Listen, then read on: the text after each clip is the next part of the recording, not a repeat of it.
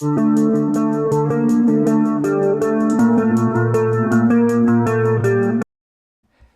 everyone and welcome to the weird, scary and horrible parts of humanity. Today we are looking at the failed bomber of Northwest Airlines Flight 253, Umar Farouk Abdulmutallab, who on the 25th of December 2009 attempted to blow up an Airbus A330-300 at Detroit Metropolitan Airport in Michigan. Umar Farouk Abdulmutallab, who became known as the Underwear Bomber or Christmas Bomber, was truly the bomber who had absolutely everything in his life and threw it away as a complete failure. Abdulmutallab was the youngest of 16 children to parents who had no idea how condoms work. His father, al-Awlaki Umar Mutallab, according to the Times, was one of the richest men in Africa, with Mutallab having 2 wives. Mutallab served as a government minister, firstly as the Federal Commission of Economic Development under General Murtala Mohammed in 1975.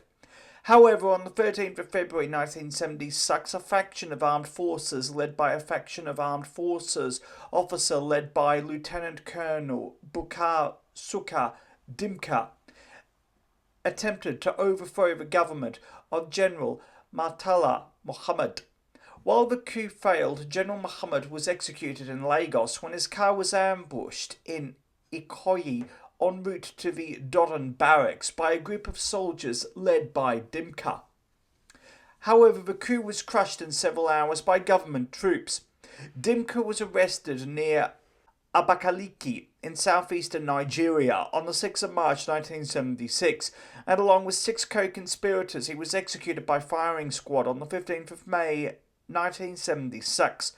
Mutallab was relieved as Federal Commissioner of Economic Development but was named the new Minister of Cooperatives and Supplies in 1976 under General Olusegun Obasanjo, which he served until 1978. He then became one of Nigeria's richest people, becoming Executive Vice Chairman, Managing Director and CEO of the United Bank for Africa until 1988, served on the Board of Directors of several companies, and from 1999 until 2009 was Chairman of First Bank of Nigeria, as well as being Chairman of Nigeria's first Islamic bank, Jaiz Bank International plc, which he founded in 2003.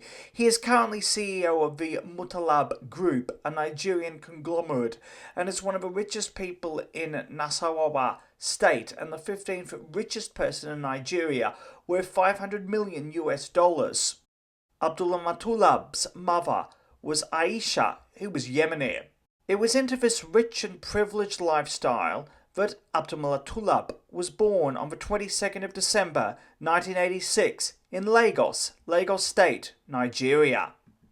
He attended the Essence International School in Kaduna, Nigeria, and took classes at the Rabiatul Muttalib Institute for Arabic and Islamic Studies, which was named after his grandfather. He then attended the British School of Lomé in Togo, established to serve expatriate families living in Lomé, Togo. One of his teachers told the BBC that he was a dream student. It was there that he graduated with his International Baccalaureate, with the Independent reporting that he graduated with high marks. He lived a luxurious life, which really isn't that much of a surprise since his father's worth $500 million, including enjoying holidays at the Cairo Sheraton in Cairo, Egypt, where he went ice skating and on a Nile cruise. The New York Times noted that he was a gifted student and that he enjoyed playing PlayStation and basketball. However, he gradually became a very devout Muslim and detached himself from others, becoming incredibly introverted. He even condemned his father for working for the First Bank of Nigeria, which charges interest, which is prohibited in Islam, with Islam referring to interest as riba, and seeing it as unjust exploitative gain and forbidding it under Islamic law. However, his father refused to quit the First Bank of Nigeria. From 2004 to 2005, he studied at Sana Institute for the Arabic Language in Sana, Yemen, and attended the Sunni religious school Imam University in Sana. It was designated a terrorist organization by both the United Nations and the United States of America in 2004. The university was closed by the Houthi movement following the Battle of Sana in 2014. In September 2005, he started studying at the University College London, In the United Kingdom, which according to the QS University World Rankings 2026 is ranked 9th in the world, he studied engineering and business finance. While at UCL, he was president of the UCL's Islamic Society, which is still around to this day. To all intents and purposes, the club was pretty normal and participated in activities like paintballing and martial arts training. But it slowly went off the deep end, and a preacher, according to the Sunday Times, at one of the paintballing events said, "Dying while fighting jihad is one of the surest ways to paradise." He also organised a talk about the detention of terror suspects and walked down Gower Street in an orange jumpsuit. In January 2007, under the banner War on Terror Week, he organised a conference of political figures, human rights lawyers, speakers from human rights firm Cage International, with former Guantanamo Bay detainees speaking at the conference, with one lecture held entitled Jihad versus Terrorism, which was billed as a lecture on the Islamic position with respect to jihad. However, he was well liked as president of UCL's Islamic Society. The Independent noted that his cousin Umar Mutallab claimed that he visited the East London Mosque, which attracted criticism for hosting Muslim hardline preachers, with Abdulmutallab visiting the mosque 3 times. However, according to The Economist and the Sunday Times, his quasi-extremism led him to be reviewed by MI5, but nothing came to pass. Indeed, UCL and the UK government would deny to the BBC that his radicalisation took place while in London. While at UCL, according to The Independent, he did the bare minimum, and he lived in his family's £3 million apartment in central London. At the age of 21, he told his parents that he wanted to get married. It is unknown to whom, but his parents refused to allow this until he got a master's degree, which is a weird prerequisite for marriage, but also with 16 kids, I'm amazed that his dad even remembered his name. On the 12th of June 2008, he applied for and received a multi-entry visa to the United States of America from the US Embassy in London, which was valid until the 12th of June 2010. Nigeria is ranked 80th in the world for freedom of movement with visa-free or visa-on-arrival access to 57 countries, and this does not include the United States of America. He used the visa to visit Houston, Texas on the 1st to the 17th of August 2008 and attended the Islamic seminar at Al-Maghrib Institute, an Islamic studies organization founded in Houston by Mohammed Al-Sharif in 2002. After graduating from UCL, he made regular visits to Kaduna, where his father was well known for financing local mosque construction and other public works. In May 2009, he tried to return to the United Kingdom for a 6-month life coaching program at what was concluded to be a fictitious school. The then UK Border Agency, now the UK Visas and Immigration, denied his visa application, and according to BBC News, he was placed on a UK Home Office security watch list, which meant that he could not enter the United Kingdom. However, he could pass through the UK in transit and was not permanently banned, nor was this cascaded to other countries. Ultimately, his visa rejection came to pass to prevent immigration fraud rather than for a national security purpose. In January 2009, he started doing an MBA in Dubai in the United Arab Emirates at the Dubai branch of the University of Wollongong, a university in Wollongong in New South Wales, Australia. He only studied there for 7 months until July 2009 before dropping out. The decision to go to Dubai came to pass from his family, who hoped that studying in Dubai would prevent his exposure to extremist influences. In July 2009, having dropped out of his master's degree in Dubai, his father agreed that he could go to the Sana Institute for the Arabic Language to study Arabic from August to September 2009. He arrived in August and was the only African in the school. One of his teachers, Ahmed Mohammed, told the Daily Independent that he spent the last 10 days of Ramadan alone in a mosque. It is believed that one of his neighbours was Saeed Kauchi, who was one of the main suspects of the Charlie Hebdo attacks, which on the 7th of January 2015 targeted the weekly magazine Charlie Hebdo and saw 12 people murdered and 11 people injured. Ultimately, it is speculated that studying Arabic was just a way for him to get into Yemen. He finished his studying after 1 month by dropping out, and by September was regularly skipping his classes and attended lectures at Imam University, with one classmate telling the Sunday Times, told me his greatest wish was for Sharia and Islam to be the rule of law across the world. Dropping out of his MBA in Dubai in October 2009, he texted his father, saying that he was no longer interested in his initial plan to study for an MBA in Dubai, and said that he wanted to study Sharia law and Arabic in a 7-year course. This course would cost nothing, and he insisted that it would not matter if his Nigerian passport expired while he was in Yemen, as he could obtain a Yemeni one. His mother, who herself was Yemeni, contacted him, urging him not to stay in Yemen, but he said that he had found a new life in Yemen, according to the BBC. Commencing training with al-Qaeda in the Arabian Peninsula while in Yemen, it is suspected that while in training he came into contact with Umar al-Awlaki. Umar al-Awlaki was an American Islamic cleric and lecturer who was linked to Nidal Hassan, the perpetrator of a 2009 Fort Hood shooting, which saw 14 people killed, including an unborn baby, and 33 people injured, including Hassan, in the deadliest mass shooting on an American military base. President Barack Obama ordered that al-Awlaki be killed by a US drone strike on the 30th of September 2011. As a dual Yemeni-US citizen, having been born in Las Cruces, New Mexico, he became the first US citizen targeted and assassinated by a US government drone strike. While at al-Qaeda training camps in Yemen, he and others fired at targets including the Star of David, the British Union Jack, and the letters UN. He also made a martyrdom statement justifying his actions against the Jews and Christians and their agents, with his martyrdom acting as a farewell statement, in which he quoted the Quran, stating, "If you do not fight back, God will punish you and replace you." The BBC also reported that his father travelled to Yemen in a desperate and fruitless attempt to bring his son back to Nigeria. By this stage, he had overstayed his student visa, which expired on the 21st of September 2009. His father threatened to cut him off, and he said he was already getting everything for free, but did not tell his father where he was getting the money from. He sent more texts to his dad, saying that he would cut off contact with his family and disown them, and the last contact that he had with them was in October 2009. The New York Times reported that his goodbye text to his dad was, "This is the last time you are going to hear from me." The Guardian reported that he destroyed his SIM card. On the 11th of November 2009, British intelligence sent a cable to the US indicating that a man named Umar Farouk had spoke to al-Awlaki, pledging support for jihad, but the cable did not give his last name.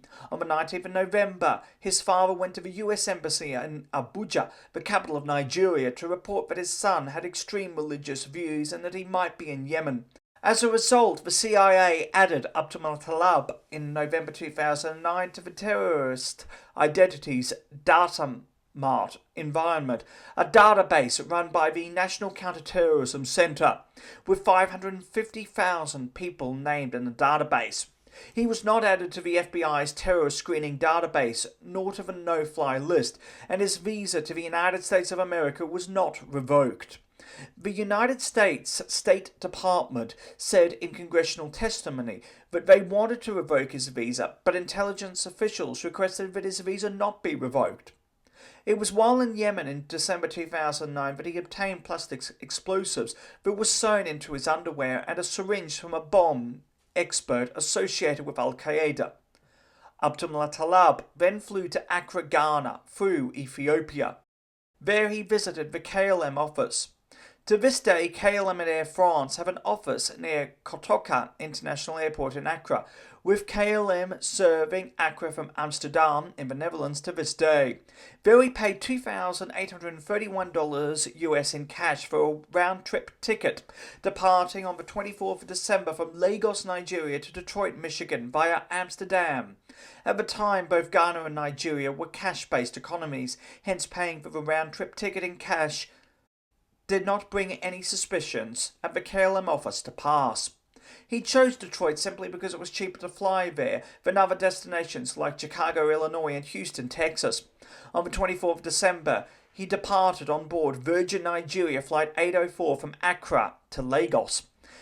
Founded in 2004, Virgin Nigeria was a joint venture between Virgin Atlantic and Nigerian investors, which was rebranded as Nigerian Eagle Airlines on the 17th of September 2009, acquired by Jimo Ibrahim on the 2nd of June 2010, grounded on the 13th of June 2012 and ceasing operations on the 10th of September 2012. He immediately connected onto KLM Flight 588, operated by a Boeing 777, from Lagos to Amsterdam's Schiphol Airport, with KLM continuing the flight of his day from Lagos to Amsterdam. He then boarded Northwest Airlines Flight NW253, operated by an Airbus A330-323E, aircraft N80NW. The aircraft had 279 passengers on board and 11 crew on board. The aircraft was painted in Delta livery, as in April 2008, Northwest Airlines merged with Delta Airlines, with the merger completed in 2010. Hence, at the time, Northwest was a subsidiary of Delta, and the flight was operated by Delta. Delta continues to operate a hub in Detroit, having inherited it from Northwest, and continues to operate flights from Detroit to Amsterdam to this day. Departing on the 25th of December 2009 at 8:45 a.m, the flight was scheduled to arrive at Detroit at 11:40 a.m. Abdulmutallab was seated in seat 19A in economy class, which was near the fuel tanks and the wing of the Airbus A330. There were no air marshals on board. As the A330 approached Detroit, Michigan, he went to the toilet for 20 minutes. Returning to seat 19A, he complained of an upset stomach and put a blanket over his head. 20 minutes prior to landing at about 11:20 a.m, he attempted to ignite a small explosive device consisting of plastic explosive powder sewn to his underwear. He aimed to inject it with acid from a syringe to cause a chemical reaction, ultimately blowing up the aircraft. However, the bomb failed to detonate. A small explosion and fire occurred, but the device did not detonate properly, with passengers hearing popping noises resembling firecrackers and an odour smell, with Abdulmutallab having his leg set on fire, as well as the wall of the plane set on fire. A fire indicator light was triggered in the cockpit, with the pilot requesting rescue and law enforcement personnel. Several passengers and crew noticed the explosion, with Abdulmutallab sitting and visibly shaking as he was tackled and overpowered. The smoking syringe was pulled from him by Jasper Schuringa, a passenger sitting next to him who had suffered burns to his hands. Flight attendants extinguished the fire with a fire extinguisher and blankets. Schuringa grabbed him and put him into business class, with Abdulmutallab's leg severely burnt, with the BBC describing him as badly burnt, but he was described as calm and a normal individual. Restrained with plastic handcuffs by the cabin crew, he was stripped and nothing was found on him. A flight attendant asked what was in his pocket, and he said an explosive device. He ended up getting first and second degree burns to his hands and second degree burns to his right inner thigh and genitalia. 2 passengers were also injured, including Schuringa, who had second-degree burns. Ultimately, one of the reasons why the bomb failed to detonate was that he had worn the device for 3 weeks to accumulate to the feel and ensure that it would pass security checks. However, the extended use likely affected the bomb's function, causing it to catch fire and burn him rather than explode as intended, with the bomb thereby failing to detonate. Even though the aircraft was over Canadian airspace when the attempted bombing took place, the aircraft safely landed in Detroit, Michigan. Abdulmutallab was then taken to U.S. Customs and Border Protection officers, who took him to the University of Michigan Medical Center in Ann Arbor, where he was put in a secure room in the burn unit where he was questioned and treated for his injuries. He initially talked about the plot for 50 minutes, but was not informed of his Miranda rights, and after surgery, 2 days later, when authorities and investigators attempted to talk to him again, and he was informed of his Miranda rights, he refused to talk to them. The A330 was moved to a remote area so that the plane, passengers and baggages on board could all be screened, with passengers all interviewed. Abdulmutallab was held at the Federal Correctional Institute in Milan, Michigan, where he would remain during court proceedings. The entire debacle of Northwest Airlines Flight 253, which had it been successful would have surpassed American Airlines Flight 191 as the deadliest airplane crash on US soil and tied Iran Air 655 as the 8th deadliest crash of all time, was a major embarrassment for the administration of Barack Obama. American Airlines Flight 191 was a McDonnell Douglas DC-1010 from Chicago O'Hare International Airport, Illinois to Los Angeles, California, which on the 25th of May 1979 crashed on takeoff when its left engine detached from its wing, causing 271 fatalities and 2 ground fatalities, as well as 2 ground injuries. Iran Air Flight 655 was an Airbus A300 B2-203 from Tehran, Iran to Dubai via Bandar Abbas, Iran, which was shot down by 2 surface-to-air missiles on the 3rd of July 1988 by USS Vincennes, causing 290 fatalities. Then Secretary of Homeland Security Janet Napolitano acknowledged that the aviation security system had indeed failed. President Barack Obama, who at the time was on holiday in Hawaii with his family, did not address the crisis until the 28th of December 2009, when he vowed that the federal government would track down all responsible, stating that it was totally unacceptable that systemic and human failures had occurred, insisting on accountability at every level, as well as stating this was a serious reminder of the dangers that we face and the nature of those who threaten our homeland. Independent Senator Joe Lieberman, who was then chair of the Senate Homeland Security Committee, called for the Obama administration to curb terrorism in Yemen and halt plans to repatriate Guantanamo detainees who were Yemeni to Yemen.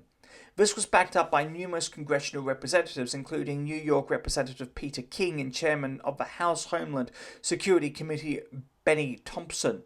Lateef Adegbite, Secretary General of Nigeria's Supreme Council for Islamic Affairs, condemned the attack, stating that they were embarrassed by the incident.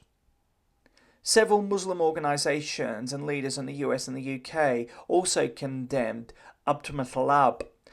Locals of Katsina, where his father was from, were shocked at what took place, with Yusuf Musa telling The Guardian, "It took the father 70 years to build the name, and the son ruined it in a day."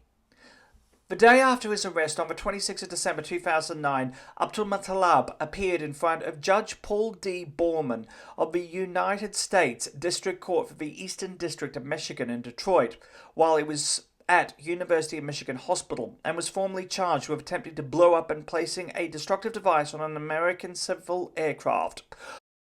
On 28 December 2009, in an online statement, al-Qaeda in the Arabian Peninsula said that it armed Abdulmutallab with an explosive device in retaliation to a crackdown on the group, and took responsibility for the failed attack. ABC News reported that US officials would target the camps in Yemen that Abdulmutallab had trained at. By early 2010, there were reports by the Daily Independent in Nigeria that Nigerians were being unduly stigmatized as terrorists as a result of the actions of Abdulmutallab. On the 6th of January 2010, a grand jury added an additional indictment against Abdulmutallab, including attempted use of a weapon of mass destruction and attempted murder of 289 people. Abdulmutallab initially refused to speak to investigators, which led to criticism from numerous Republican politicians as well as Lieberman. However, CNN reported that on the 17th of January, FBI officials secretly flew from Abuja, Nigeria, with 2 unidentified relatives of Abdulmutallab to the United States of America, with one senior administration official of the Obama government stating that the family members were willing to travel to the United States of America because they had complete trust in the US system and believed that he would be treated fairly by the Obama administration. The 2 unnamed relatives convinced him to start talking to investigators. On the 27th of January 2010, the House Committee on Homeland Security held hearings across Capitol Hill looking at the attempted bombing of Flight 253. Under Secretary for Management of the U.S. State Department, Patrick F. Kennedy, said that Abdulmutallab's visa was not taken away because intelligence officials asked his agency not to deny a visa to him over concerns that it would have foiled a larger investigation into al-Qaeda threats against the United States of America. On the 14th of September 2010, Abdulmutallab dismissed his court-appointed defence team in order to defend himself. However, the court appointed Anthony Chambers to act as his standby counsel.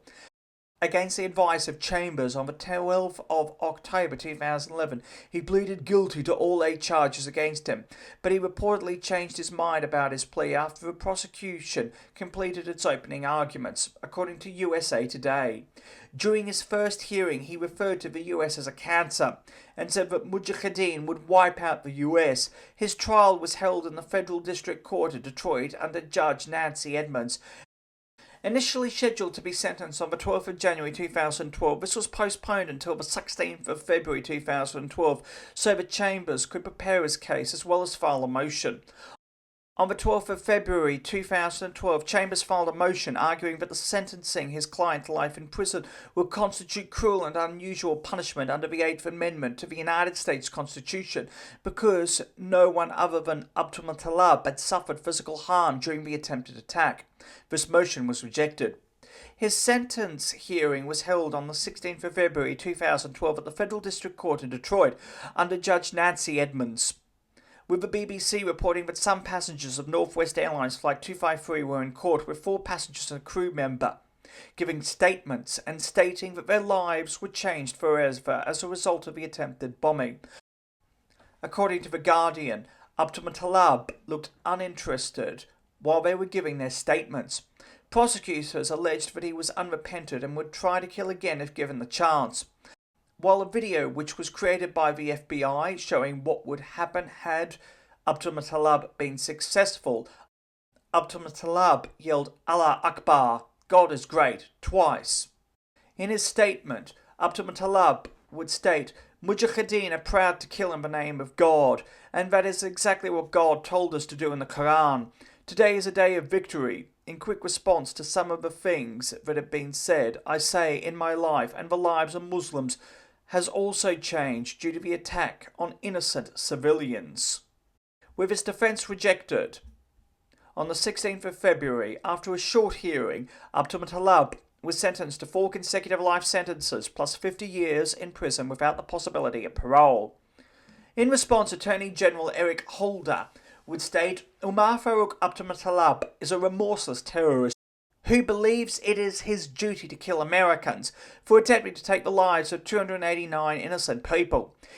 He has been appropriately sentenced to serve every day of the rest of his life in prison. Today's sentence once again underscores the effectiveness of the criminal justice system in both incapacitating terrorists and gathering valuable intelligence on them. On behalf of the victims, we are gratified that this al-Qaeda terrorist has been defeated and will spend the rest of his life in prison, where he can never hurt innocent civilians. His family would state in a statement, we are grateful to God that the unfortunate incident did not result in any injury or death. We would also appeal to the Federal Republic of Nigeria to continue with their support and engage with the American government to ensure that a review is made. However, as of January 2026, a review has not come to pass. Abdulmutallab remains held in United States Penitentiary Florence ADX in Florence, Colorado. Nigeria, much like the country itself in terms of religion, was divided over the sentencing of Abdulmutallab. A neighbour of his family in Kaduna, Shehu Sani, said that a lighter sentence would have given him a chance to rehabilitate, with terrorists taking advantage of him at a young age. Others in the Muslim north of Nigeria felt that the entire thing was a conspiracy theory. However, many in the south of Nigeria, which was Christian, argued that Abdulmutallab did not deserve a second chance. Indeed, by 2012, Nigeria was embroiled in religious terrorism orchestrated by Boko Haram, which was increasing its attacks in Kano and Maiduguri. In an interview with Vanguard in 2022, his father, Alhaji Umar Abdulmutallab, said that he hopes to see his son again in his lifetime, and stated that his son phones his family sometimes 2 or 3 times a month, but as he is in Florence ADX, they cannot phone him, and his mother and siblings visit him, and they pray to Allah that they will be able to see him back in Nigeria with his siblings. Thank you for watching. Please do yourself a favour and hit that subscribe button and the bell icon to be notified of when new videos come out. Also, why not hit that like button and leave a nice comment? It helps more than you know, and your support is truly appreciated. Until next time, stay awesome, stay classy, be kind to everyone you meet, have an amazing day, and remember the truth is always more interesting than fiction.